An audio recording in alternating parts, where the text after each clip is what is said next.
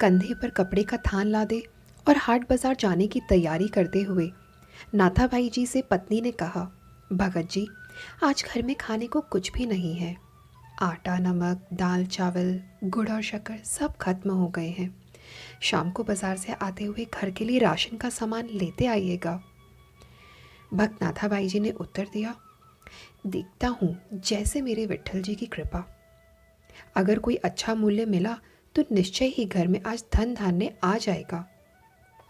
पत्नी बोली, संत जी, अगर अच्छी कीमत ना भी मिले तब भी इस बुने हुए थान को बेचकर कुछ तो राशन ले ही आना। घर के बड़े बूढ़े तो भूख बर्दाश्त कर लेंगे, पर बच्चे तो अभी बहुत छोटे हैं, उनके लिए तो कुछ ले ही आना। जैसे मेरे विट्ठल की इच्छा। ऐसा कहकर भक्त नाथाबाई जी हाट बाजार को चले गए।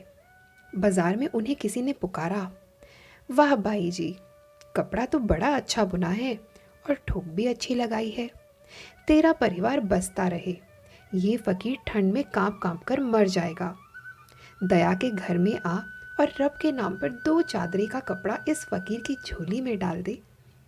भक्त नाथाबाई जी कहते हैं, 2 चादरे में कितना कपड़ा लगेगा फकीर जी?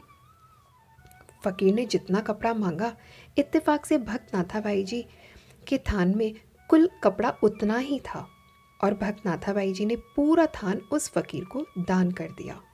दान करने के बाद जब भक्त जी घर लौटने लगे तो उनके सामने परिवारजनों के भूखे चेहरे सामने आ गए। फिर पत्नी की कही बात कि घर में आने से पहले सब सामग्री लेते आना, वो भी याद आ गई। दाम कम भी मिले तो भी बच्चों के लिए तो कुछ ले ही आना, ऐसा भी तो कहा था। पर अब तो दाम तो क्या, थान भी दान जा चुका था। भक्त नामदेव जी एकांत में पीपल की छांव में बैठ गए। जैसे मेरे विट्ठल की इच्छा। जब सारी सृष्टि की सार पूर्ति वो खुद करता है तो अब मेरे परिवार की सार भी वो ही करेगा। और फिर भक्त नाथाभाई जी अपने हरि विट्ठल के भजन में लीन हो गए। श्री विट्ठल, श्री विट्ठल। अब भगवान कहाँ रुकने वाले थे।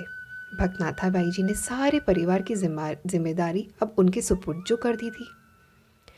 अब भगवान जी ने भक्त की झोपड़ी का दरवाज़ा खटखटाया। नाथाबाई जी की पत्नी ने पूछा, कौन है? नाथाबाई जी का घर यही है ना? भगवान ने पूछा। अंदर से आवाज़, हाँ जी यही है, आपको कुछ चाहिए? भगवान सोचने लगे कि धन्य है नाथाबाई और उनका परिवार। घर में कुछ भी नहीं है, फिर भी हृदय में देने की सहायता की जिज्ञासा तो देखिए। भगवान बोले, दरवाज़ा खोलिए। लेकिन आप कौन हैं? भगवान जी ने कहा, सेवक की क्या पहचान होती है भक्तानी? जैसे नाथाभाई जी श्री विट्ठलनाथ जी के सेवक, वैसे ही मैं उनका सेवक हूँ। ये राशन का सामान रखवा लो। पत्नी ने दरवाज़ा पूरा खोल दिया। फिर इतना राशन घर में उतरना शुरू हुआ कि घर के जीवों की घर में रहने की जगह ही कम पड़ गई। इतना सामान संत जी ने भेजा है, मुझे नहीं लगता। भगवान जी ने कहा, हाँ भक्तानी, आज नाथाबाई जी का थान सच्ची सरकार ने खरीदा है।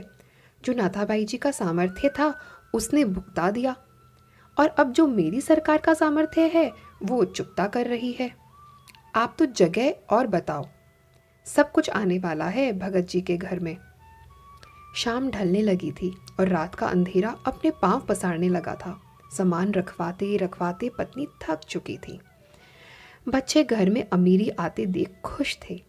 वो कभी बोरे से शक्कर निकाल कर खाते और कभी गुड़। कभी मेवे देखकर मन ललचाते और झोली भर भर कर मेवे लेकर बैठ जाते। उनके बाल मन अभी तक तृप्त नहीं हुए थे। भक्त नाथाबाई जी अभी तक घर नहीं आए थे, पर सामान आना लगातार जारी था।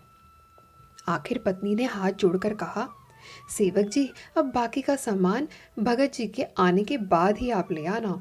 हमें उन्हें ढूंढने जाना है क्योंकि वे अभी तक घर नहीं आए हैं।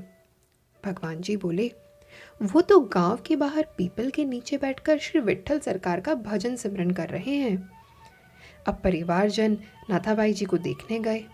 सब परिवार वालों को सामने देखकर भगत जी सोचने लगे, ज़रूर ये भूख से बेहाल होकर मुझे ढूंढ रहे हैं।